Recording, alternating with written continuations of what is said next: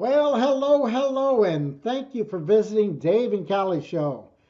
Well, guys, we've been following what's going on with Ukraine, and we're following what's going on on the People's Convoy. And I just want to remind everybody not to lose focus. Remember that the convoy is still important to us, obviously, but the mainstream media is trying to pull us away, and even the mainstream media wasn't really covering the convoy that much, and it was kind of a biased at best. Anyway, Ukraine versus the convoy. Okay, here's some numbers to get your fill for the Ukraine. What's happening in Russia? Well, these sanctions have been put in place, and the oligarchs are starting to get nervous. Why? Well, that's because the interest rate in Russia has gone from 6% to 20% in the last few days. Also, the ruble has dropped or lost 60% of its value. So that's not good for the citizens there either. That means super hyper inflation for them. But looking at the effect that the oligarchs would have on Putin, I'm sure they're going to start pressuring him some way or somehow. We don't know. We're just going to have to see how that plays out. Anyway, they stand to lose a lot. They might just say, hey, I'm out of here and want to leave the country. Who knows? But anyway, I did notice that they said that the stock market in Russia didn't even bother opening up today. It just stayed closed, which that's like totally unheard of. So the economic impact is pretty severe, even though we're hearing so many different stories in different angles of what's happening with it. There's a lot of people saying the sanctions are too little, too late. It's nothing. It's not going to affect them. Well, to a degree, that's true, but at the same time, they have other things happening in their country that might change Putin's mind. Who knows? We'll have to just wait and see. Anyway, let's get back to the convoy. It's still going on, day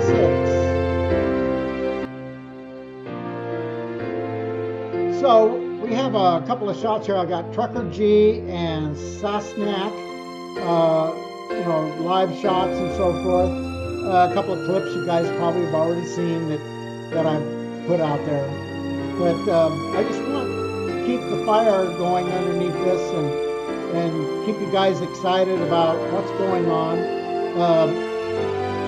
These drivers are saying it's just unbelievable. The people coming out and thanking them for standing up for freedom. That offering. That's the same off-ramp and bridge, top and bottom, one overhead, and one drive-by.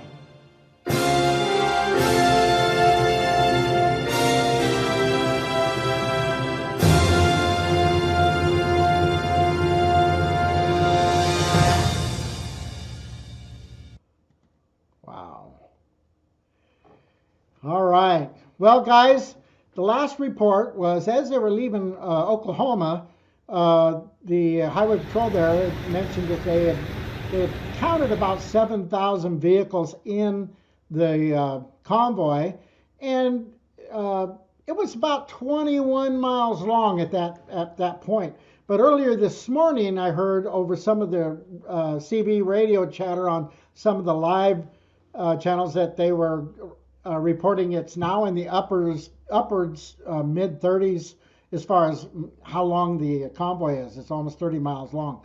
So if we were trying to compete with the Canada convoy, well, I guess we're doing pretty good. We're getting close. I know it's not all about that, but we expected it to grow and get bigger as it went across, especially when it got out in Missouri, because there was a lot of people planning to join once they got into Missouri.